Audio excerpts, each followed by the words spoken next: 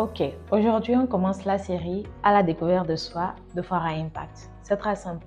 À la découverte de soi, c'est tout simplement un petit voyage que nous allons faire tous ensemble pour pouvoir découvrir c'est quoi nos objectifs, c'est quoi nos envies, nos hobbies, comment faire en sorte d'être une meilleure personne de manière générale.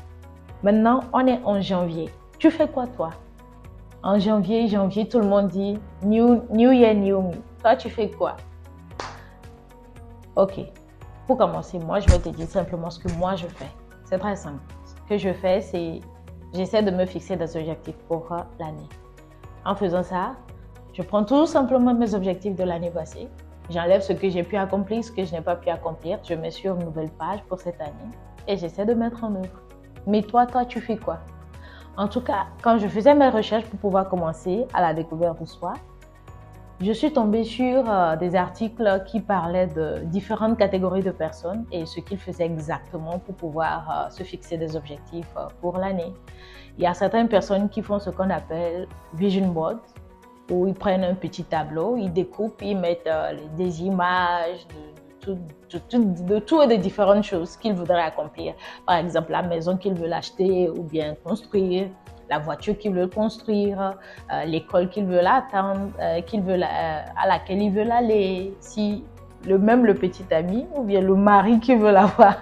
Je ne sais pas toi ce que toi tu as envie de faire, mais si tu as un vision board, bon, ça veut dire que tu fais partie des personnes les plus disciplinées sur Terre.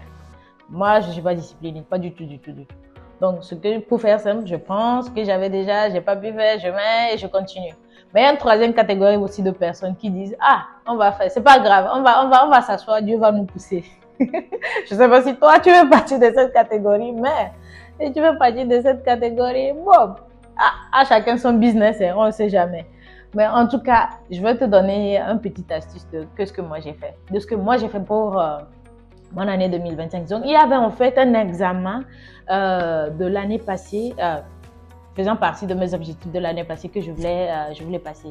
On appelle ça IELTS. C'est la certification qui prouve que tu es vraiment bilingue, tu peux parler français et puis anglais. Bon, ça dépend. Dans ce cas précis, c'est anglais que je voulais apprendre. Donc, je voulais passer l'examen, mais il s'est passé tellement de choses.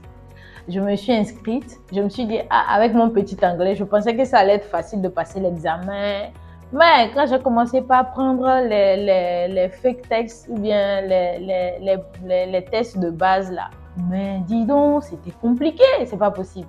J'ai essayé de programmer 3 examens séparément, différemment, à différents moments, mais je n'ai pas réussi à le faire. Donc, ça veut dire que cette année, je dois tout faire pour pouvoir faire cet examen-là. Donc, j'ai mis ça sur ma liste d'examens à passer et un objectif principal à atteindre.